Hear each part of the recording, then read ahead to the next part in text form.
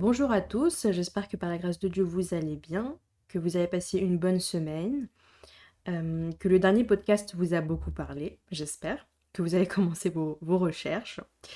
Alors aujourd'hui, comme vous le verrez dans la description et le titre, j'ai une invitée qui va nous parler de son témoignage. Restez jusqu'au bout, je pense et je suis sûre que ça va être très parlant pour nous tous.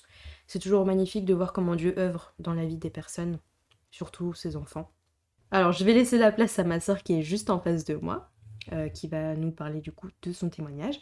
Alors, comme première question, est-ce que tu peux te présenter un peu et nous dire qui tu es? Alors bonjour à tous, moi c'est Nicole Roland, je suis guadeloupéenne martiniquaise et je suis vraiment très reconnaissante de pouvoir partager mon témoignage avec vous. J'ai grandi dans une famille catholique, donc c'est vrai que depuis toute petite j'ai beaucoup été habituée à aller à la messe le dimanche et à prier avant les repas. Donc c'est vrai que j'ai toujours été très curieuse au sujet de Dieu. Je me suis beaucoup questionnée depuis mon enfance par rapport à la relation qu'on peut avoir avec le Seigneur. D'accord, bah, bienvenue Nicole. Et comment as-tu grandi et dans quel contexte familial?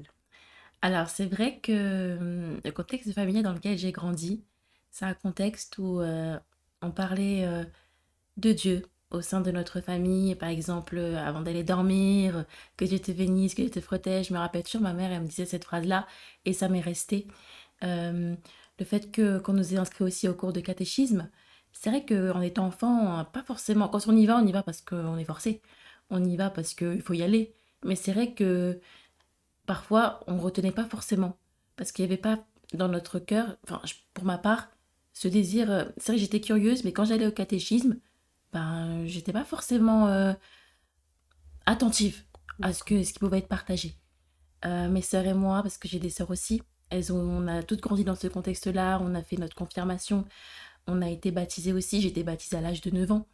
Mais c'est vrai que par rapport à notre mère, on a on a beaucoup été impacté de l'amour de notre mère pour Dieu. Ah, vous avez eu un beau témoignage en fait. Oui, c'est vrai que notre mère nous a beaucoup transmis l'amour de Dieu à travers sa vie. Sa vie, Hmm. c'était vraiment une vie de passion, d'amour pour Dieu. Elle avait toujours sa Bible avec elle. Elle lisait toujours la Bible, toujours en prière. Et c'est vrai que même si parfois on disait, oh maman, mais ça restait dans le cœur. Hmm. Tu vois, voilà, ça restait dans le cœur, il y a quelque chose qui restait, comme une semence en fait, tu vois. Oui, c'est ça, en fait, c'est Ouais. exactement ça. Quand on est enfant, je trouve ça vraiment beau qu'un enfant se souvienne de ça de ses parents. Hmm. Je trouve ça, c'est très impactant en fait.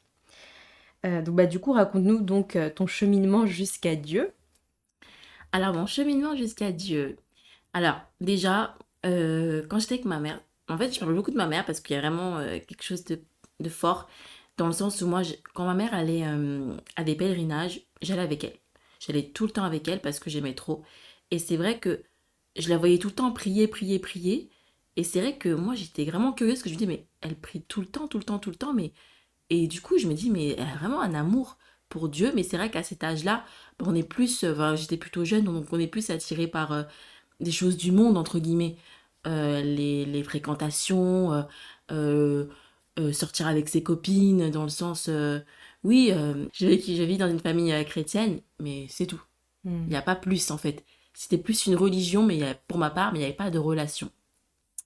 Mais c'est vrai que parfois, par exemple, je voyais ma mère prier avec ferveur. Je me rappelle toujours une fois, elle a prié, prié, prié, euh, parce qu'elle avait perdu une chose, et elle a retrouvé.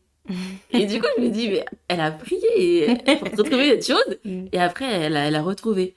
Et ma mère, elle allait souvent à l'église prier les saints, les saints, les saints. Et, euh, et je me rappelle une fois, par exemple, je, ma mère, elle a prié pour moi pour un examen et tout. Et dès que j'ai eu la note, enfin l'examen, ben, c'était exactement ce que j'avais révisé la veille, quoi. Et du coup, je me dis, mais waouh! Ouais. Mais sur le coup, après, bah, comme d'habitude, bah, c'est resté. Et c'est vrai que j'ai toujours été assez curieuse, mais de loin dans le sens où moi j'avais un pied dans le monde et un pied avec Dieu dans le sens où je voulais passer du temps avec mes copines, je voulais aller à des soirées avec mes copines quand elles m'invitaient et ma mère elle voulait jamais. Et moi je voulais trop y aller, donc du coup parfois j'essayais d'insister, de me dire non je veux y aller parce que je veux faire comme les autres en fait. Mais en fait je voyais que derrière tout cela, ma mère elle me protégeait en fait. Mhm. C'était vraiment en fait la prière d'un parent, elle a tellement une grande force. Quand un parent prie pour toi, c'est toujours du bien derrière. C'est pour te protéger, c'est pour te garder. Et quand j'y repense, je me dis, mais merci à mes parents de nous avoir gardés et protégés parce que ils nous ont préservés. Mhm. Et c'est vrai que euh, quand j'ai eu 18 ans, ce qui s'est passé, c'est que ma mère, elle a commencé à tomber malade. Mais du coup, ça s'est arrivé si soudainement, dans le sens où ma mère, c'est une personne qui n'allait pas forcément à l'église. Oula, pardon, pas forcément chez le médecin. Pardon. Euh, pas forcément chez le médecin, et elle a commencé à se plaindre de douleur. On est parti à l'hôpital, ils n'ont rien trouvé. Et du coup, elle est revenue, après elle s'est replainte, elle a été hospitalisée, et ils trouvaient toujours pas ce qu'elle avait. Et je me rappellerai toujours, c'était au mois d'octobre. Elle a été hospitalisée pendant plusieurs jours. Et au final, les médecins ont diagnostiqué un cancer avec des métastases. Mais on avait malgré tout de l'espoir. Mais c'était compliqué parce que malgré cela, on s'interroge dans le sens où est Dieu dans tout ça. Mhm. Et ma mère, elle a commencé à être hospitalisée. Et je me rappellerai toujours qu'un soir, ma soeur nous a appelés et elle m'a dit oui, viens à l'hôpital. Et à cette époque-là, j'habitais dans une ville où l'hôpital, il était à 10 minutes. Donc j'y suis allée, j'y suis allée. Et je trouvais ça bizarre qu'elle me dise viens. Et du coup, bah, ce qui s'est passé, c'est que je suis allée et mon père, je vois son regard. Il me dit ta mère, elle est mal. Maman ne va pas bien. Et moi, je lui dis mais qu'est-ce qui se passe? Puis après, le médecin, il a voulu nous voir tous avec mes sœurs. Et mon père, dans une salle, il a voulu nous parler. Et je me rappellerai toujours, dans le sens où quand il nous a parlé, il y a eu une ambiance, mais quand je te dis une ambiance, je sais même pas c'est quoi l'ambiance, mais c'était tellement froid. Et le médecin, il a dit, oui, écoutez, là, le cancer, il s'est généralisé, et attendez-vous à ce que dans quelques heures, elle, elle ne soit plus parmi nous, quoi. Elle décède. Et du coup, je me rappelle de cette heure, puisque j'avais recalculé, il était 21 heures. Et du coup, le médecin, il avait dit avant minuit, elle sera plus là. Donc moi, je le regarde et tout, je me dis, mais qu'est-ce qu'on fait? Du coup, on attend. Et je savais plus quoi faire, on est resté dans le silence. Et ma mère, elle était branchée partout. Et ce qu'il y a, c'est que son temps d'hospitalisation, elle était toujours branchée, branchée, branchée. Et parfois, on allait la voir, mais même moi, des fois, après l'école, je n'osais même plus aller la voir parce que j'étais tellement. Je voulais même pas la voir, dans le sens que ça me faisait trop mal. Mais je me dis, il faut que j'y aille. Donc j'y allais, mais je restais pas longtemps. Et quand le médecin nous a dit ça, on est resté dans la chambre d'hôpital et notre mère, elle était vraiment. Bah, elle était sur les derniers instants. Et à ce moment-là, il allait être minuit et elle a commencé je, à avoir enfin, comme si ça se voyait qu'elle allait partir.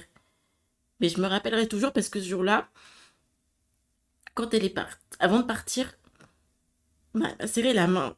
Elle m'a dit ne pleure pas. Et moi, dans ma tête, je me dis mais comment tu veux que je ne pleure pas? Je peux pas ne pas pleurer. Mais elle m'a dit ne pleure pas. Et avec ma famille, on était là autour. Et ce qui s'est passé, c'est que elle est partie. Enfin, son cœur s'est arrêté. Et de manière incroyable, elle est revenue. Enfin, quand je dis elle est revenue, elle s'est réveillée. Elle est repartie. Et ça a été un véritable choc dans le sens où c'est comme si elle était partie, elle est revenue, comme si elle voulait nous dire quelque chose. Et après, elle est repartie. Et le médecin, il a dit, c'est la fin. Et j'ai pu voir aussi dans les infirmières comment elles pleuraient. Elles étaient. Et on a vu tout l'amour que les infirmières, elles avaient pour notre mère. Et ça nous a vraiment touchés parce que elles étaient là et elles pleuraient. Et tout le monde pleurait. Et, et on a pu voir que même à ce dernier instant, bah, notre mère, elle a montré l'amour, en fait. Un véritable amour. Et du coup, ben, moi, j'étais un peu perdue parce que il était minuit et je réalisais pas. Et le lendemain, j'avais, euh, j'avais un cours et je sais pas ce qui s'est passé. Je suis partie à mon cours de sport. Et j'ai fait cours. Et à la fin, je me suis mise à pleurer. Et mes copines, elles me disent, mais qu'est-ce que t'as et tout. Et j'ai dit, bah, ma mère, elle est morte cette nuit. Elle me regarde, me dit, mais qu'est-ce que tu fais là? Et moi, en fait, je réalisais pas. En fait, je suis partie en cours, mais dans ma tête, je me dis, bah, j'ai cours. Mais je réalisais pas que je venais de perdre ma mère. Mais les filles, elles m'ont dit, mais t'es venue en cours, mais c'est pas. Mais comment ça se fait et tout. Et après, elles m'ont pris dans leurs bras et tout. Et c'est là que j'ai commencé à me dire, mais qu'est-ce que je fais là? Et du coup, bah, après, je suis partie et j'ai commencé à ne plus du tout aller en cours. Je voulais plus y aller, je restais à la maison et je pleurais énormément. Et mon père, il a commencé entre guillemets, quand je dis surveiller, c'est une façon de parler, parce qu'il voulait que j'aille en cours. Mais moi, je voulais pas y aller. Donc, il m'accompagnait en cours, il m'accompagnait sur le chemin pour bien s'assurer que j'allais en cours. Mais je faisais genre que j'y allais et après, je revenais. Et, euh, et j'ai commencé à arrêter de manger. Donc, je mangeais plus. Et, euh, et je suis tombée dans une dépression, mais une dépression tellement forte que j'ai commencé à faire des crises de fou. Je dormais plus la nuit, je mangeais plus et à un moment j'ai crié tellement fort, j'ai fait une crise à la maison. J'ai été toute seule, j'ai dit Dieu, je te déteste, je te hais. Tu m'as pris ma mère, mais je te déteste. Et j'étais là, j'ai commencé à tout casser et tout, mais j'ai fait une crise de fou. Et, euh, et puis après j'ai commencé à dire mais moi je ne crois plus en Dieu. Je crois plus en Dieu. Je veux rien savoir de Dieu. J'avais une voisine, elle voulait m'emmener dans son église. Je lui dis, mais moi, je veux pas que tu emmènes dans ton église. Mais moi, je veux rien savoir de Dieu. Laisse-moi. Et, euh, et donc, du coup, bah, j'ai continué à faire mes dépressions. J'ai commencé à avoir des crises suicidaires. Et mes sœurs, vu que ce sont mes grandes sœurs, bah, elles tenaient debout. Parce qu'elles n'avaient pas d'autre choix. Donc, elles tenaient debout, très fortes, très admirables. Leur force de caractère, très admirable. Et je me suis toujours dit, mais pourquoi je suis pas comme elles? Pourquoi moi je suis faible en fait? Parce que moi, pour moi, dans ma tête, je me dis, mais elles sont fortes et moi je suis là, je passe mon temps à pleurer et tout. Et du coup, bah, j'ai commencé à sombrer dans l'isolement et je sortais plus de la maison. Et je voyais plus mes amis, je voyais plus personne et je croyais plus en Dieu. Et après, j'ai commencé à m'entourer de filles qui, d'ailleurs, qui ont été très gentilles avec moi. Et j'ai voulu en savoir plus sur elles parce que c'était musulmanes. Et, euh, et du coup, bah, en connaissant un peu plus, en partageant du temps avec elles, bah, j'avais 19 ans du coup, parce que ma mère elle est partie à 18 ans, et moi du coup à 19 ans, j'ai commencé à connaître l'islam, et je me suis convertie. Et du coup, je me suis convertie, et je suis restée pendant 5 ans musulmane. Et c'est vrai que l'islam, pour moi, c'est une religion super belle, dans le sens où j'ai vu beaucoup de confraternité, beaucoup d'amour. C'est vrai que pour moi, c'est une religion vraiment dans laquelle j'ai énormément appris. Mais j'ai senti que malgré le fait que je voulais rien savoir par rapport à Dieu, à Jésus, qui m'appelait. Et surtout que à ce moment-là, j'ai commencé à vraiment être un peu perdue. Je savais plus où j'allais, qui j'étais. Et je comprenais pas que ma mère qui aimait tellement le Seigneur, tellement Dieu, que Dieu l'ait prise comme ça, du jour au lendemain, pour ma part, de manière si brutale, bah j'étais tellement en colère. Et j'ai quitté l'islam, j'avais dans les 25 ans. Et, euh, et après, bah, ça a été une période de désert intense. Je voulais me donner une image que je n'étais pas. Je voulais aller dans des soirées. Je voulais parler avec des garçons. Je voulais vraiment me donner une image qui ne me correspondait pas. Euh, C'était pas moi. Et du coup, à un moment, j'ai commencé à étudier à la fac. Et à un moment, bah, j'ai dit à Dieu, parce que je savais que Dieu m'appelait, je sentais que Dieu il voulait quelque chose de moi, mais moi, je me rejetais. Je dis, mais moi, je veux rien savoir. Et j'ai dit, écoute, Seigneur, je sens que tu m'appelles. Je sens qu'il y a quelque chose, je ne sais pas quoi. Mais j'aimerais prier pour que tu te manifestes dans ma vie, que tu te révèles à moi. Et encore une chose inoubliable pour moi, c'est peu de temps après que j'ai fait cette prière, où j'ai dit Seigneur, révèle-toi à moi, bah, je sors de chez moi et je trouve devant ma porte l'évangile selon Jean. Et je le lis, enfin, lis la première page qui dit je suis le chemin, la vérité et la vie. Et pour moi, cette phrase, elle n'est pas anodine dans le contexte dans lequel j'étais, parce que je demandais à le Seigneur qui se révèle à moi. Et qui dit révélation, bah, dit vérité. Et quand Jésus dit je suis le chemin, la vérité et la vie, bah, c'est une phrase tellement forte. Ce sont quelques mots, mais ça révèle le ministère de Jésus, qui est venu annoncer qu'il est le seul chemin, la seule vérité et la vie en abondance. Et pour moi, c'était une révélation, mais incroyable, parce que je me dis que ce livre-là, devant ma porte, avec ces mots-là, cette révélation de la part de Dieu. Mais à partir de ce moment-là, j'ai commencé à être un peu plus ouverte, mais pas trop. Donc j'ai commencé à fréquenter certaines églises, mais je sentais que mon cœur, il était toujours endurci. Mais je cherchais quand même Dieu.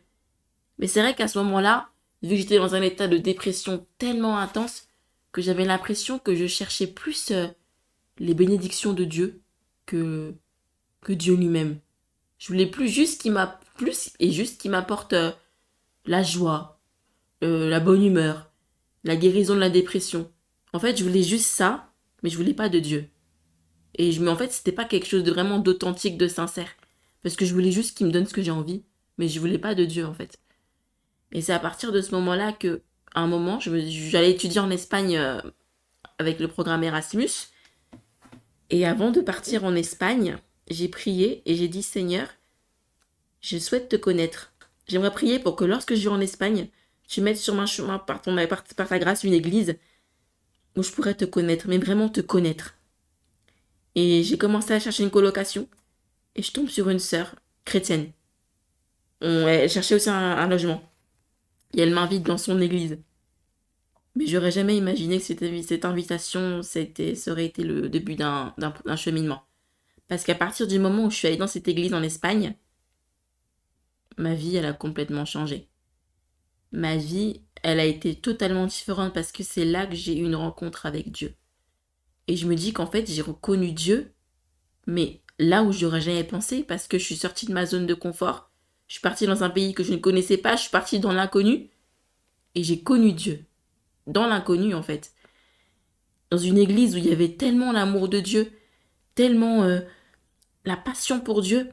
Surtout que c'est une église tellement où Christ est au centre que ça m'a changé des églises où j'ai pu voir beaucoup de prospérité. Beaucoup de prêches centrés sur l'homme et non sur la croix. Et quand je sortais de ces prêches, je me sentais tellement ah mais c'est ça l'évangile en fait. Jésus a fait ça sur la croix. Et je me sentais confrontée parce qu'au final, je me suis dit mais Jésus il est mort pour notre péché en fait, pour nos péchés. Et je me sentis tellement confrontée dans tellement de prêches qui disaient que ça me faisait réfléchir sur mon identité, sur qui j'étais. Ça a été 6 mois incroyables où le Seigneur m'a vue avec grâce. Et je me suis dit, mais attends, je suis en Espagne, j'ai prié pour ça. Le Seigneur a mis cette église pour que j'ai une rencontre avec Dieu. Et je me dis, mais le Seigneur a répondu à ma prière. Il m'a répondu avec amour. Alors qu'il y a un an, non, des années en arrière, je lui disais, je t'aime, je te déteste en fait. Je lui dis, je t'aime pas, je te déteste. Et au final, j'étais tellement en colère que j'ai dit ces mots-là. Que je me suis tellement. J'ai tellement demandé pardon au Seigneur par rapport à ces mots que j'ai prononcés. Mais je me dis que malgré toute la haine, bah, il m'a répondu par tellement d'amour en répondant à cette prière parce qu'en fait, il voulait que. Il voulait que je le connaisse en fait. que je le connaisse de manière véritable. Et je me dis que malgré cette rébellion, entre guillemets, parce qu'on peut appeler ça une rébellion, puisque j'ai voulu lui tourner le dos, mais il est venu à moi. Il est venu à moi. Et pour moi, c'est un amour, mais inconditionnel, c'est un amour incomparable. C'est un amour que, dans ma tête, je me dis, mais c'est que Dieu qui peut faire ça, parce que si on regarde bien dans notre pensée, si on rejette si on rejette quelqu'un, cette personne, elle va pas forcément revenir vers nous. Elle va peut-être fuir, prendre ses distances. Elle va pas nous prendre dans ses bras, nous démontrer de l'amour. Ça dépend des personnes. Mais après, quand on connaît l'amour de Dieu, et surtout l'amour de Jésus qui se manifeste dans nos vies, on voit que lui, il nous accueille les bras grands ouverts, en fait. Il nous attend les bras grands ouverts. Et j'ai vu que malgré ma colère, ma haine, le Seigneur m'a tendu la main, m'a ouvert ses bras. Je lui ai dit, je te déteste, mais lui m'a dit, je t'aime, je réponds à ta prière, je te mets une église afin que tu me connaisses et que tu vois la vérité, que tu comprennes qui je suis et que tu aies la foi et que tu sois sauvé. Donc pour moi, ça a été vraiment un long processus parce que je me dis que le Seigneur, il est tellement bon et miséricordieux que face à toute la colère que le monde peut avoir, ah, le Seigneur, il montre tellement d'amour, tellement de grâce, et il l'a montré sur la croix en fait. Quand on voit qu'on était tous ses ennemis, qu'on était tous en colère, mais il a pris le châtiment malgré notre condition. Et je me dis, mais c'est ça l'amour en fait. C'est ça l'amour de Christ. Et c'est vrai que j'ai passé 6 mois là-bas. Après, je suis revenue en France. Et ça a été, pour être honnête, un peu la décadence. Je suis passée de 6 mois où j'ai été bénie, où j'ai été dans la présence du Seigneur, dans une congrégation magnifique, où quand je suis revenue, bah, je voulais retourner dans les choses du monde. Parce que c'est vrai qu'avant, j'aimais trop tout ce qui était salsa, bachata, donc je voulais aller danser. Je voulais aller danser, je voulais profiter. Mais au final, ça me remplissait pas. J'avais toujours un vide. Ça me comblait pas. Pour moi, en fait, quand j'y pense, maintenant, c'était vraiment des plaisirs éphémères, en fait. Ça a duré qu'un temps, puisqu'au final, je pouvais être joyeuse un temps, mais au final, après, c'est passé, quoi. C'est pas quelque chose qui te remplit, qui te comble pleinement, comme le fait la parole de Dieu, et notre Seigneur. Après, j'ai eu, par la grâce de Dieu, l'opportunité de connaître des sœurs en Espagne qui m'ont mis en contact avec une autre église. Donc du coup, j'ai pu de nouveau être dans une nouvelle église de saine doctrine, où j'ai pu connaître le Seigneur, où j'ai pu, au fil du temps, grandir dans le Seigneur, euh, avoir plus de communion avec lui, et vraiment comprendre l'évangile et ce que le Seigneur a fait. Et c'est vrai que j'ai toujours un processus, un cheminement. On a tous un cheminement, un processus. Parfois c'est long, mais je me dis que, comme dit la parole, quand le Seigneur il commence une œuvre, il la termine jusqu'au jour de Jésus-Christ. Et je suis tellement reconnaissante parce que je me dis que j'ai, j'ai beaucoup été dans tout ce qui est dépression, mais moi je regardais que à la dépression, je regardais que à la douleur, à la souffrance. Je regardais beaucoup au deuil. Parce que pour moi, dans ma tête, je me dis, mais c'est pas possible. Ma mère n'est plus là, mais c'est de la faute à Dieu.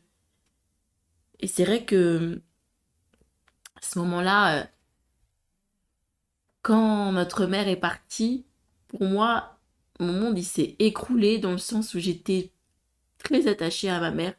En fait, je pense que j'avais vraiment une relation fusionnelle avec elle. Et plus qu'avec mes sœurs.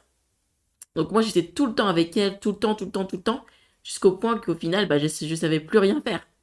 Ma mère, elle faisait tout pour moi. Donc du coup, quand elle est partie, bah, je dis, mais qu'est-ce que je fais? Et, euh, et j'ai dû apprendre à grandir. J'ai dû apprendre à faire les choses par moi-même. Et, euh, et je, je rends grâce à Dieu parce que je me dis que le Seigneur a utilisé notre mère, même si nous avons grandi dans une famille catholique, l'amour de Dieu demeure. Dans le sens où elle nous a toujours transmis cet amour pour le Seigneur, le fait de prier, le fait de, enfin, d'avoir à mon cœur et de transmettre ses valeurs, tout ça. Et je suis reconnaissante que le Seigneur, il ait mis notre mère, qu'on ait une mère comme celle-ci parce qu'elle nous a énormément appris. Et le Seigneur l'a beaucoup utilisée. Et je suis très reconnaissante pour ça. Et c'est vrai que le deuil, parfois, Enfin, même pas parfois, pardon, c'est tout le temps. Le deuil est une étape de notre vie qui est difficile, mais le Seigneur, il nous soutient. Le Seigneur, c'est vraiment notre rocher. Et l'Éternel a donné, l'Éternel a repris. Et il a repris notre mère. Mais je me dis que on garde la foi. On garde la foi et je pense que c'est le plus bel héritage qui puisse demeurer et qui perdurera par la grâce de Dieu. Oui. Oui. Bah, merci beaucoup pour tout ça, Nicole. Euh, je pense que il y a beaucoup de choses importantes que tu as dites, mais l'une des choses les plus importantes que tu as dites, je pense pour moi, c'est quand tu dis que Jésus est venu à toi. Parce que c'est ça en fait. Personne ne vient à Dieu sans qu'il nous mette cette envie dans notre cœur. Par exemple, quand tu disais que tu cherchais des églises, etc., mais que tu avais quand même le cœur fermé, c'est un peu contradictoire, mais ça montre que le Saint-Esprit œuvrait déjà en toi. Ça, c'est une œuvre du Saint-Esprit, Mm, ça vient pas de nous. Hein. Nous, notre nature pécheresse, c'est on veut pas de Dieu. C'est ça en fait notre mm, nature pécheresse. Mais quand le Saint-Esprit nous y pousse, bah on cherche, on mm, veut savoir, même si on sait pas trop, même si on n'aime pas Dieu, toutes ces mm. choses-là, tu vois. Donc merci beaucoup pour tout ça, pour tout ce que tu as dit. Et est-ce qu'il y a eu une période difficile où tu as vu Dieu agir dans ta vie? Oui, alors c'est la période où j'étais hospitalisée en clinique psychiatrique. Alors à ce moment-là, j'avais fait une crise, mais pas possible, dans le sens où je voulais vraiment mourir. Mais vraiment. Moi, dans ma tête, la vie n'avait plus de sens. À ce moment-là, j'étais pas vraiment accrochée vraiment à la parole, dans le sens où j'étais pas forcément affermie, j'étais encore un peu très instable, et surtout psychologiquement, très instable. Du coup, je suis partie là-bas, et je suis restée 2 semaines dans cette clinique, et j'ai vu tellement de jeunes dans la nécessité, tellement de jeunes dans le besoin, des jeunes de 18 ans, 20 ans qui voulaient mourir, des jeunes de 18 ans, 20 ans qui voulaient se tailler les veines, et des jeunes de 18 ans, 20 ans qui ne connaissaient pas le Seigneur. Et, en fait, dans ce moment-là, tu te dis que tu te retrouves au milieu de ces personnes si jeunes qui sont dans le besoin. Et c'est vrai que je connaissais le Seigneur, mais je me dis que eux, non. Dans le sens où ils n'avaient pas non plus cet espoir en Christ et en l'éternité. Et à ce moment-là, je me suis dit, mais qu'est-ce que je peux faire en fait? Je vais prier pour eux, je vais partager la parole, même si euh, je suis dans le même endroit qu'eux, mais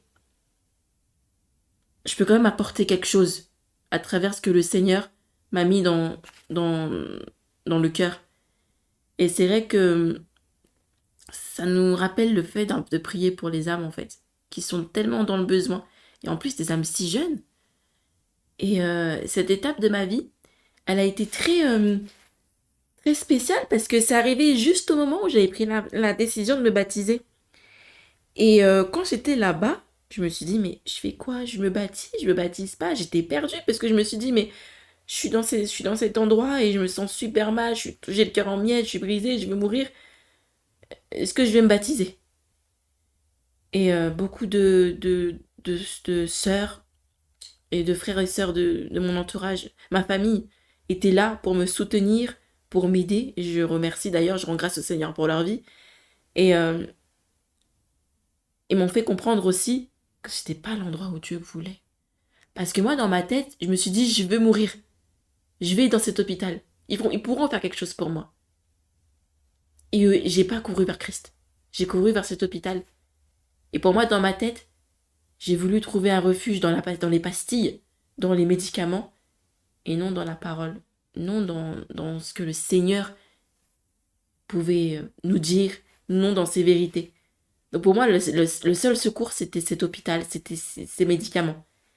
Et en fait, dans mon désespoir, j'ai couru vers la mauvaise source, quoi, vers le mauvais endroit. Et ça m'a fait comprendre que parfois, on est dans des situations tellement difficiles qu'on ne prend pas forcément les bonnes décisions. Et ça m'a rappelé qu'en fait, quoi qu'il arrive, quelles que soient les circonstances, il faut courir à la croix. Parce que c'est pas les pastilles qui vont nous guérir, qui vont être la solution.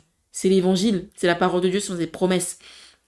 Du coup, je suis partie de ce centre après 2 semaines. Je me suis baptisée. Après, c'est vrai qu'après mon baptême, j'ai été fortement attaquée aussi. Je pense que nous tous, hein, on est tous attaqués en ces périodes parce que l'ennemi ne veut pas. Mm. Et par la grâce du Seigneur, j'ai pu continuer malgré les difficultés, malgré les épreuves. J'ai vu la main de Dieu dans tellement de moments. J'ai vu sa main, sa grâce, comment il m'a fortifiée, comment il a fortifié ma famille, comment j'ai été épaulée, soutenue. Et, euh, et ça a été un rappel. Ce centre, et ça a été un rappel parce que ça m'a rappelé où aller et qui était Dieu. Bah, je trouve ça dingue parce que, comme tu disais, euh, tu voyais ces jeunes, enfin même ces personnes-là qui étaient dans le désespoir, dans l'envie de se tuer, de se tailler les veines, etc. Mais tu as vu par toi-même que toi, tu avais une espérance en Christ, que tu pouvais t'accrocher à quelque chose. Or que les personnes qui ne connaissent pas Dieu, ils ne s'accrochent à rien. C'est comme un pasteur qui disait, qui racontait cette histoire de deux hommes, des amis qui étaient très amis, qui étaient hospitalisés. Il y en a un de deux qui était hospitalisé, qui était en train de mourir. Et son autre ami lui tenait la main, lui disait mais accroche-toi, accroche-toi. Et son ami lui a dit mais je m'accroche à quoi? Tu vois? Mais c'est très parlant parce que le monde, les personnes qui ne connaissent pas Christ ne savent pas à quoi s'accrocher, ne savent pas où avoir, où aller, enfin vers quel secours aller, quoi. Donc je trouve ça très beau ce que tu dis parce que c'est très révélateur. Et, euh, et même si parfois on a besoin de pastilles ou des choses comme ça, comme tu dis, c'est vrai que nos regards doivent surtout et toujours se poser sur Christ, sur, euh, enfin, d'où la foi qui est toujours importante dans la vie spirituelle. Bah, en fait, c'est vrai que pour revenir par exemple à l'image des pastilles ou des médicaments, en fait, ce qu'il y a, c'est que ça entraîne une certaine dépendance parce qu'on a Mhm. l'impression que c'est ça qui va nous aider. Mm. Dans le sens où j'ai un problème, je vais en prendre.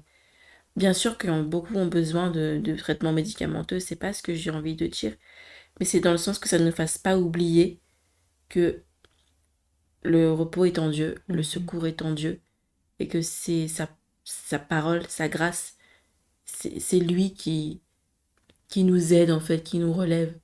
Et c'est de lui qu'on doit dépendre le plus, mais totalement en fait. Mhm. Amen. C'est exactement ça, dépendre Mhm. complètement de Dieu. Dans chaque circonstance de nos vies, de toute façon. Amen. Et avec du recul, comment ta foi, elle a changé? Ta manière de voir les choses aujourd'hui? Ma manière de voir les choses aujourd'hui, elle a changé dans le sens où j'apprends toujours à faire confiance au Seigneur et à grandir et surtout à prier pour la maturité, en fait, parce que c'est vrai que par sa grâce, quand on a une rencontre avec le Seigneur, on n'est plus les mêmes. On n'est plus jamais les mêmes. Et, euh, et c'est vrai que quand je regarde ma vie jusqu'à présent, je me dis que parfois, oui, il y a des rechutes, mais après, on prie, on s'en remet à Dieu, on se relève en fait, on lève la tête, parce que je me dis que on sait où on va. Donc en fait, le regard que je porte aujourd'hui, c'est un regard par la grâce du Seigneur qui souhaite toujours regarder à l'éternité, tu vois, regarder aux choses d'en haut. Et dans le sens où toujours prier pour se dire que cette terre, elle n'est pas notre demeure finale et on sait où on va. Et ça, c'est toujours cette chose qu'on doit se rappeler chaque jour quotidiennement, renouveler son esprit Dieu, il a préparé une demeure pour nous, afin qu'on soit avec lui, qu'on on est sauvé, on a été racheté. Et c'est vrai que souvent, parfois, quand je pense à mon parcours de vie, j'avais l'impression qu'il y avait écrit dépression sur mon front. Mais là, avec du recul, avec le temps, j'ai plus envie que ce soit écrit dépression, tristesse sur mon front, mais vraiment pardonné, racheté, enfant de Dieu. Tu vois, c'est vraiment aimé, enfin, Mm. sauvé et éternité, quoi, tu vois. C'est dans ce sens-là. Et je suis tellement reconnaissante parce que je me dis que on est sauvé, en fait, dans le sens où c'est tellement par grâce et qu'on méritait même pas. Et le fait que le Seigneur nous ait vus avec tellement de grâce, je me dis, mais c'est tellement plus important par rapport à ce qui peut se passer dans nos vies. Bien sûr, tant qu'on sera sur cette terre, Jésus l'a dit, on aura des afflictions. Mais il a dit aussi qu'il sera avec nous. Et je pense que au lieu de toujours se fixer sur notre esprit sur les afflictions, c'est important d'aussi se fixer notre regard sur l'autre partie. Pas que prendre cette partie, vous aurez les afflictions, mais aussi celle d'après. Je suis avec vous, tu vois. Donc c'est vrai que là vraiment, j'ai vraiment à cœur de partager vraiment ces choses sur les émotions, sur la dépression, sur le deuil, parce que c'est vrai que là, tout à l'heure, excusez-moi pour les larmes, hein, vraiment, c'est vrai que quand j'en parle, j'ai les larmes qui me montent parce que je me dis que ça a été une période tellement éprouvante dans ma vie, parce que je me dis que j'aurais jamais pensé, surtout que pour moi, j'ai eu à 18 ans, bah dans ma tête, je me dis, bah je serai avec ma famille toute ma vie, je serai avec ma mère toute ma vie. Et je me dis le fait que moi et mes sœurs et mon père, bah, on a assisté à son dernier souffle, je me dis que ça, on l'oubliera jamais. C'est vrai que c'est quelque chose qu'on n'oubliera jamais, qui nous a fortement traumatisés parce que... Mais après, c'est vrai que quand je me rappelle ces dernières paroles, elle me dit ne pleure pas. Bah, moi, personnellement, je me suis sentie coupable parce que j'ai fait que ça après. J'ai fait que pleurer. Mm. Et ma mère, elle me dit ne pleure pas. Ce sont ses derniers mots. Et moi, je pleure. Je me dis, mais j'ai pas respecté sa promesse. Parce que après, ça a été une descente. Et c'est vrai que, et même au jour d'aujourd'hui, bah, c'est vrai que, limite, des fois, j'ai du mal à. Je suis quelqu'un d'assez réservé, introverti. Donc c'est vrai que j'ai l'impression que même quand je rigole, bah, j'ai du mal à m'ouvrir même pour rigoler. Mhm. Je vais rigoler et tout. Mais des fois, je me dis, mais c'est moi, je rigole, tu vois. Donc du coup, des fois, même pour rigoler, je me ferme, en fait. Limite, je rigole intérieurement, tu vois. C'est bizarre. Mhm. J'ai dû réapprendre à rire, à sourire.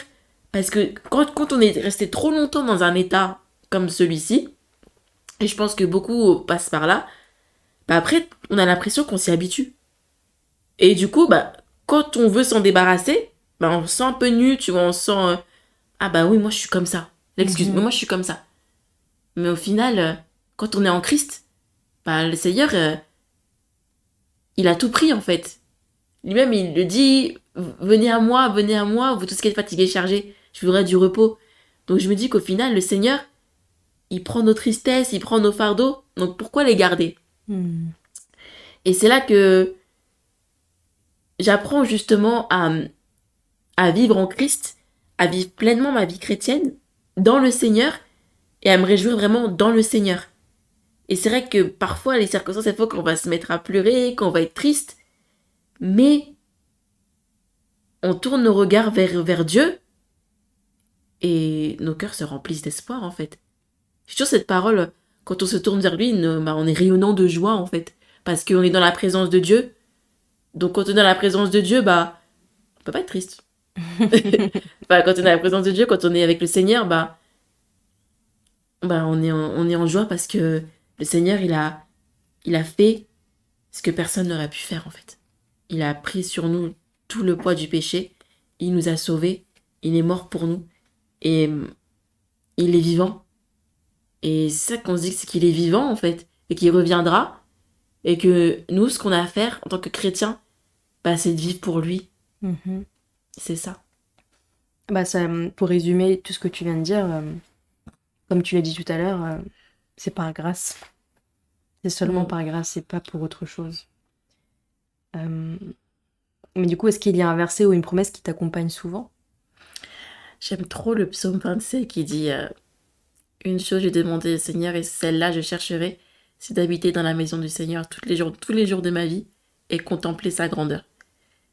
Et en fait, ce psaume, je sais pas pourquoi, mais je l'aime trop.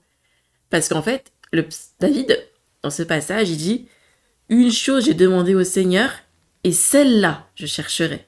Donc il a demandé une seule chose, c'est de demeurer dans la présence du Seigneur. Et en fait, quand on médite cette parole, c'est qu'en fait, il a pas demandé des choses vraiment, enfin, il a pas demandé des choses pour lui en fait. Des choses, enfin, quand je dis des choses pour lui, c'est des choses terrestres en fait, parce que nous parfois on a tendance à demander des choses terrestres. Quand je dis des choses terrestres, c'est des choses pour notre propre satisfaction, pour nous-mêmes, pour notre ego, vraiment pour satisfaire nos désirs à nous en fait. Mais lui, il a demandé, je demande une chose au Seigneur et c'est celle-là, pas autre chose. C'est de demeurer dans la maison du Seigneur, dans la présence du Seigneur. Parce qu'en fait, je l'ai en espagnol, le verset, je le traduis. Oui, voilà, demeurer dans la présence du Seigneur.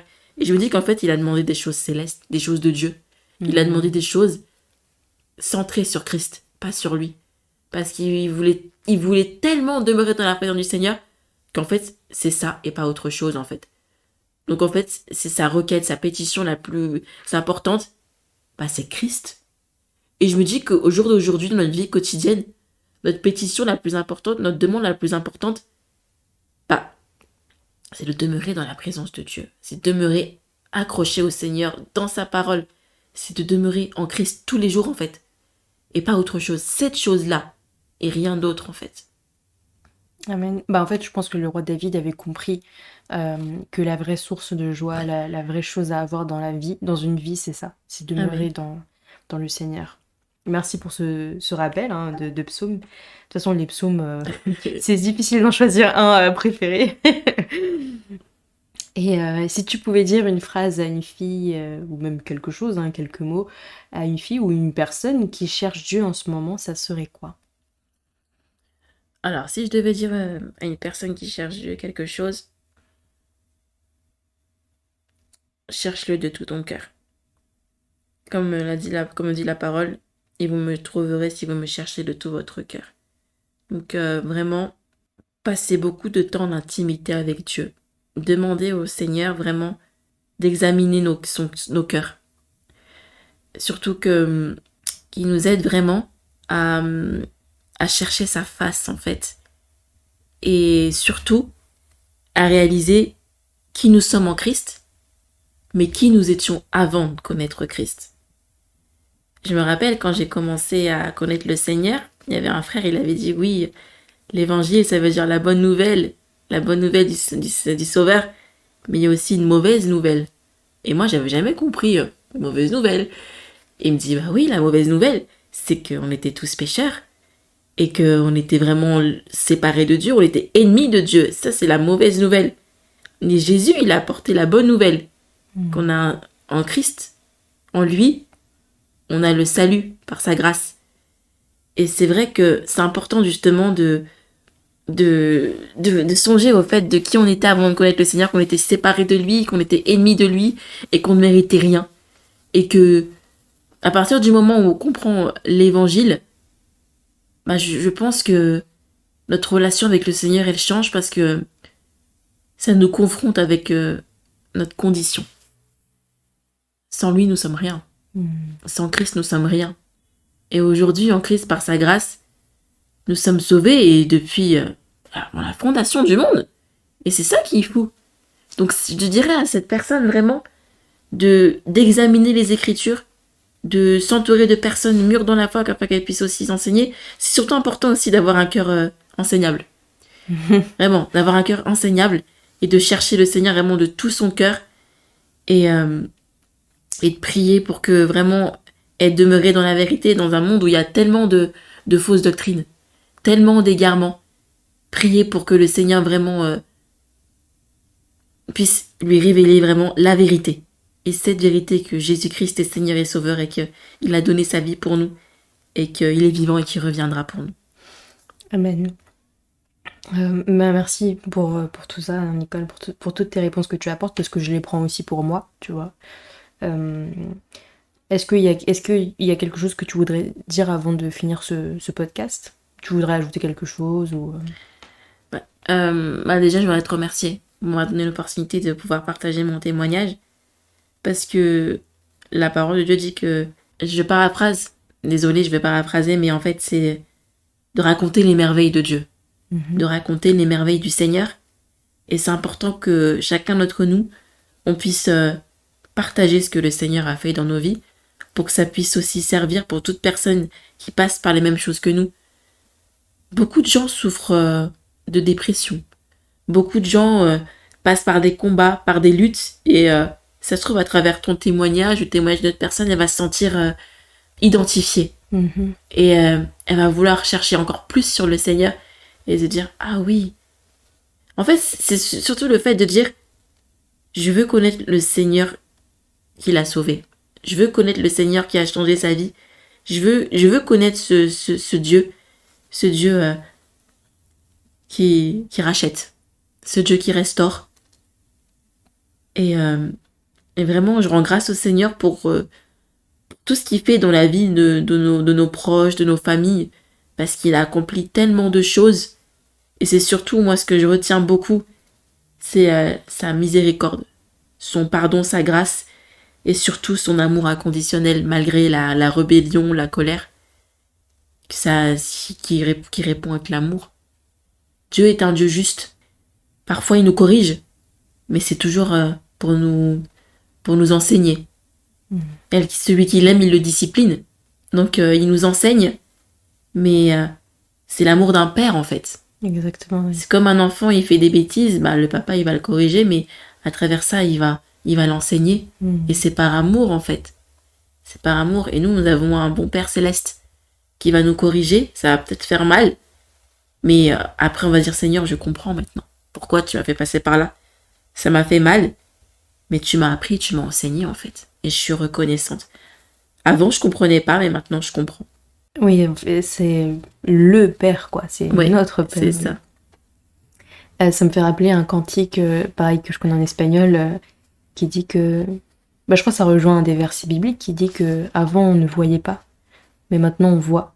Et on comprend pourquoi les choses... Bah, merci à toi, Nicole, pour tout ça. Vraiment, pour tout ce que tu as apporté, pour ton magnifique témoignage. Parce que c'est pas facile, hein. C'est pas facile pour tout le monde de donner son témoignage, de s'ouvrir comme ça. Surtout que tu sais que ce sera sur des plateformes publiques, donc tout le monde peut avoir accès à ça. Donc non, vraiment, merci beaucoup, Nicole, c'est très courageux de ta part. En fait, j'ai envie de revenir à ce que tu avais dit à un moment donné au début de ton témoignage, quand tu te comparais à tes sœurs, quand tu disais, mais comment elles font pour être fortes, moi je suis là, je suis triste et tout. Eh bien, sache que pour moi, et je pense que pour nos auditeurs, tu es une personne très forte, Nicole. Pour tout ce que tu as vécu, tout ce que tu as enduré, par tout ce que tu es passé. Moi qui te connais, je sais que tu es une femme qui aime Dieu, qui le cherche de tout son cœur. Tu es une personne humble, tu es une personne avec un énorme cœur, tu es très sensible, mais tout ça, ça fait de toi Nicole. Donc moi je le dis publiquement, ayez une Nicole dans vos vies. Mais je le dis très sincèrement parce que je ne sais pas si des personnes ont déjà écouté mon podcast sur l'amitié, mais moi je te considère vraiment comme une amie, vraiment Moi aussi. une amie chrétienne, une amie en Christ sur qui je peux compter. Je sais que tu es une personne qui sera toujours là, et malgré tout ce que tu as pu passer, tout ce que tu as traversé, tu as toujours ce feu, cet amour que tu partages autour de toi, et je suis sûre et certaine que beaucoup de personnes à l'église le voient chez toi. Donc voilà, je voulais le dire publiquement. Tu es une très belle personne, Nicole. Merci. Donc merci encore à toi. Merci à toutes les personnes qui auront écouté, qui auront été jusqu'au bout. Si vous êtes chez vous, au travail ou peu importe, applaudissez pour Nicole. Bon ton courage. Donc voilà, donc encore une fois, merci beaucoup. Donc l'image qui est sur la vidéo, c'est très représentatif. Nicole, voilà, c'est une grande femme qui est très jolie, qui adore les fleurs, qui est très élégante, tout le temps bien habillée. Donc voilà. Donc merci encore à vous tous. Merci à tous, oui. Oui, que Dieu te bénisse, Nicole, que Dieu bénisse chaque personne qui écoute, Amen. qui écouteront ce podcast. Donc je vous retrouve très bientôt et très vite, Dieu voulant, si j'arrive à m'organiser dans mes semaines. Que Dieu vous bénisse Oui, tous. à bientôt. Pourquoi serais-je abattu? Pourquoi baisser les bras? Pourquoi serais-je perdu?